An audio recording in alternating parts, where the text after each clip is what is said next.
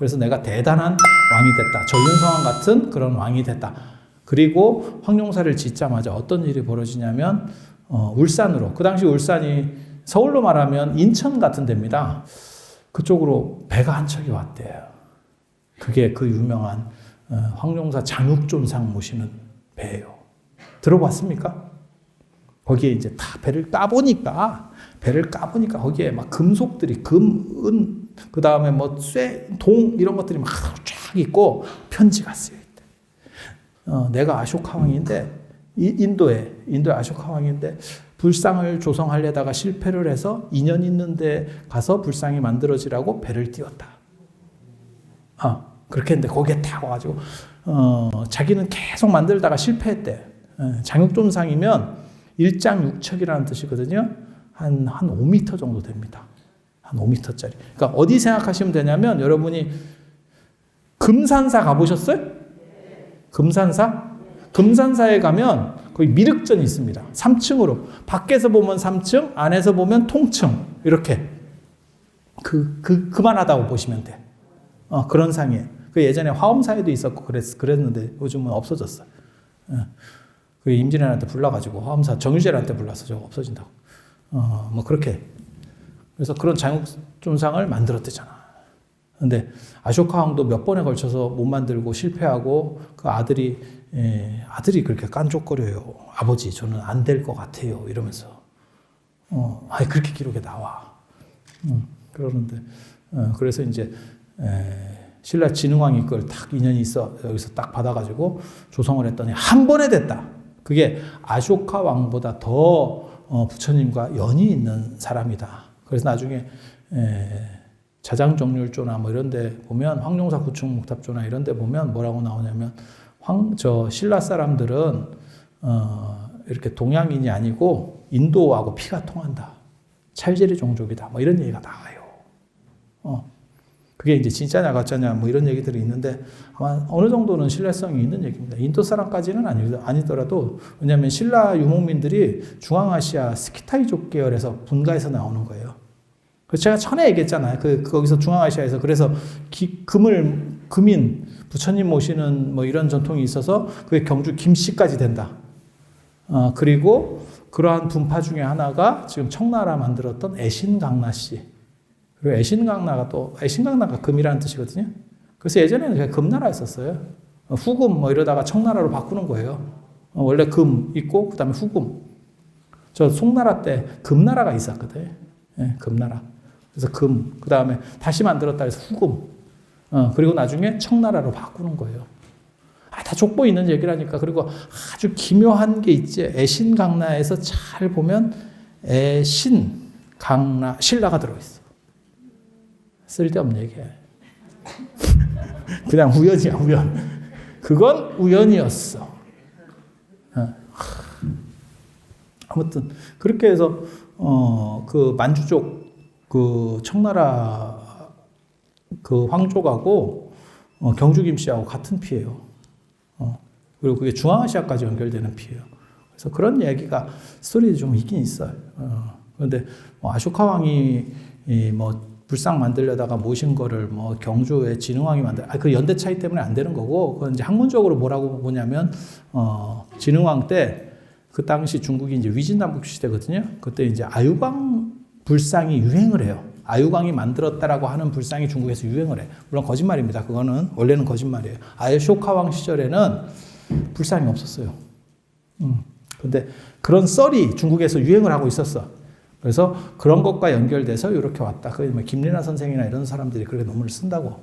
그래서 그렇다 치고 그렇게 해서 그 아쇼카 왕이 만들려고 했었던 거를 못 만들고 딱 만들었더니 그 장육존상이 됐대요. 그 장육존상이 신라에 3개의 보물이 있어요. 그걸 신라 삼보라 그래요. 신라 삼보. 들어봤어요? 그게 장육존상이 하나고 나중에 선덕여왕 때 이제 자장률사가 만드는 황룡사 구층목탑이 하나고 또 하나가 뭐냐면 강동원 압니까? 강동원? 얼굴 조그맣고 잘생긴 사람 있잖아. 강동원 영화 중에 전우치가 있어요. 그 전우치에 보면 만파식적이라고 나옵니다. 만파식적. 만파식적이냐? 그렇지 않고 진평왕의 천사옥대라는 게 있어요. 그게 신라 삼보예요. 신라 삼보. 그래서 신라 삼보가 있고 뭐라고요? 황룡사 구축목탑, 황룡사 장육존상, 그 다음에 진평왕의 천사옥대. 천사옥대가 뭐냐면 진평왕이 선덕여왕 아버지입니다. 선덕여왕 아버지인데 하느님이 옥으로 된 이 허리띠를 내려줬대. 근데 그게 모두가 용이래. 요 하나하나 비늘이. 그래서 아이 그런 게 어딨냐? 이렇게 이제 얘기를 하거든. 에이 그게 어딨어? 그런 게 있어.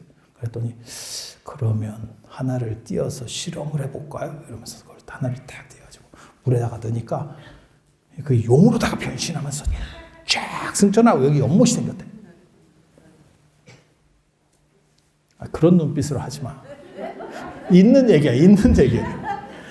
내가 지어내는 게 아니고, 그래서 그 세 개를 신라 삼보라고 그러고, 그 외에 플러스 알파로 만파식적이 있는 거예요.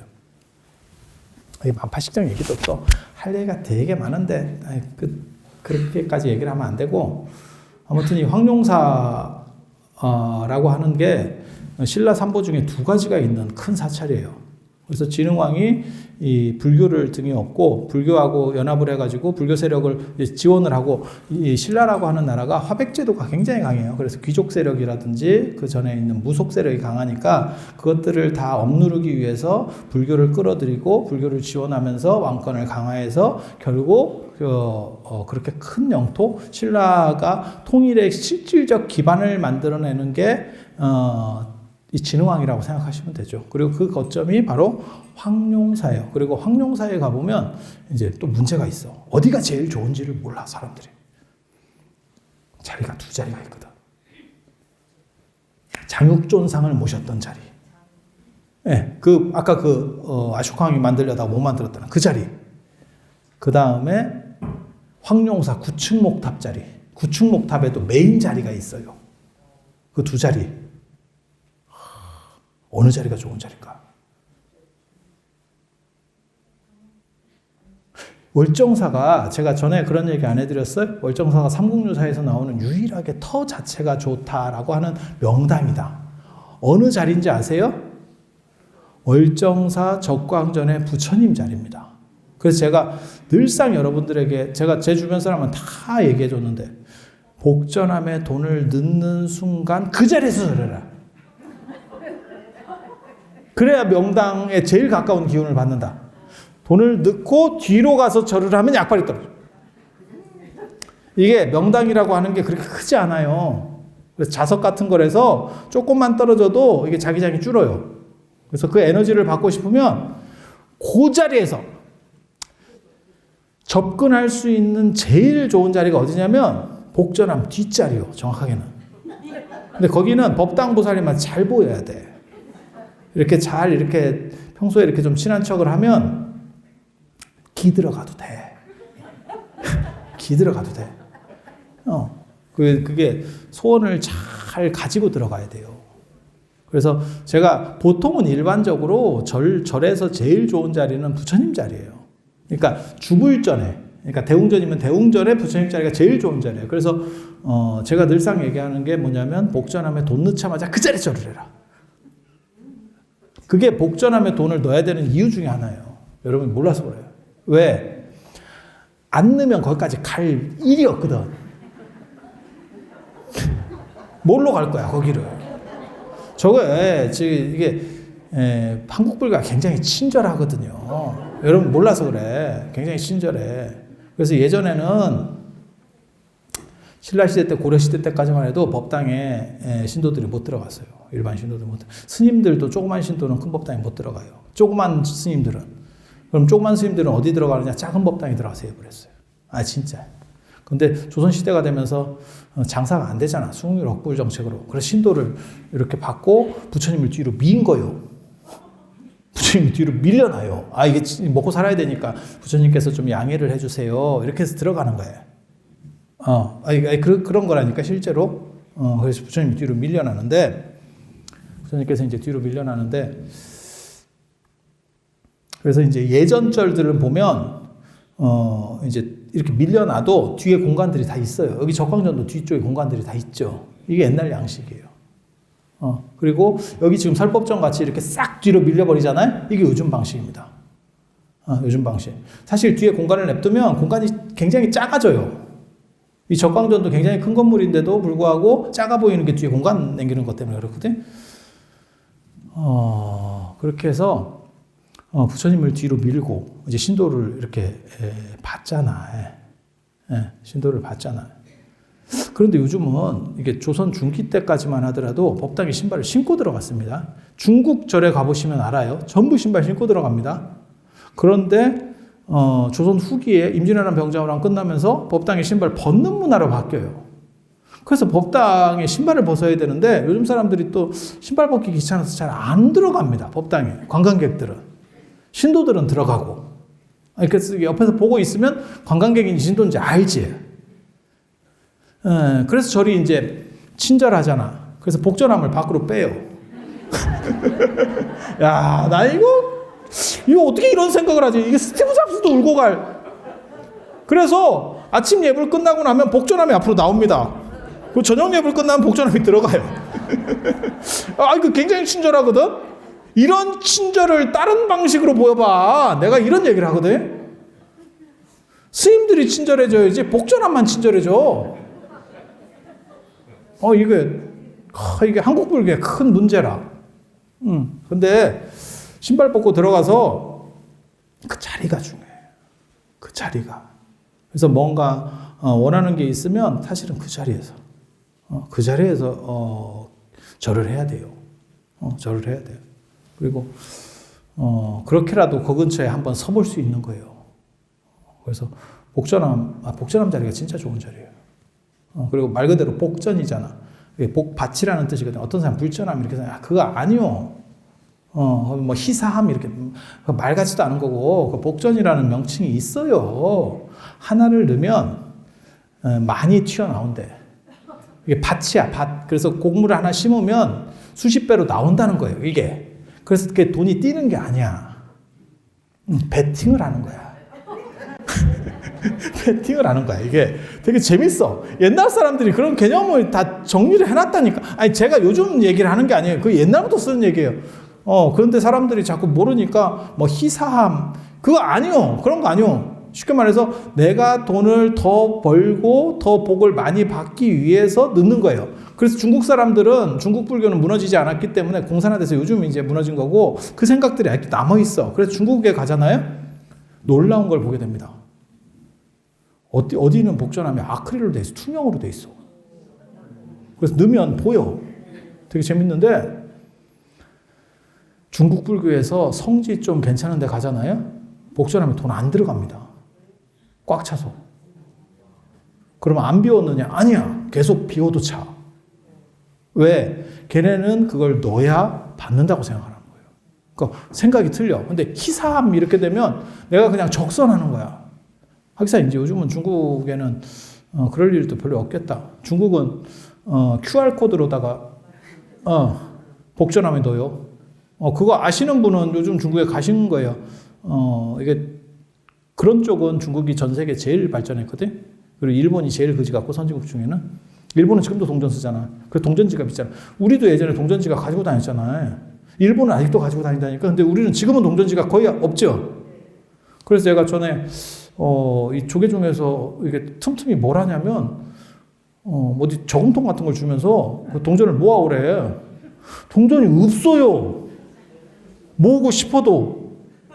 동전 자체가 없다니까. 동전이 사라진 시대예요. 그리고 더 발전하면 돈 자체가 화폐가 사라진다는 거예요. 지금도 많이 사라졌죠. 도시에 살면 거의 이게 현금 거의 필요 없습니다. 그리고 누가 현금으로 결제해 주세요 이러잖아요. 그러면 현금 없는데요? 이런 분들도 상당히 있어요. 에이, 뭐 보살님은 아닌 것 같은데. 연세 드신 분들이 현금 다 있어. 젊은 사람들이 없어. 젊은 사람들 돈 만 원도 제대로 없어. 아니, 그런 사람 많아요. 뭐 카드 있는데 뭐 이렇게 해서 다니는 거예요. 그래서 시절이 좀 다르지. 그래서 중국하고 우리나라하고 그 복전한 개념 자체가 좀 다릅니다. 그래서 오늘 제가 방금 그 얘기 해드린다고 했잖아요. 그 황룡사에서 제일 중요한 자리가 어디냐. 두 자리가 있다. 탑에서 그 황룡사 구축목탑 80m짜리 그 탑의 중앙 자리. 그 다음에 부처님 자리. 황룡사 장육존상을 모셨던 그 부처님 자리. 둘 중에 하나야. 내가 내년에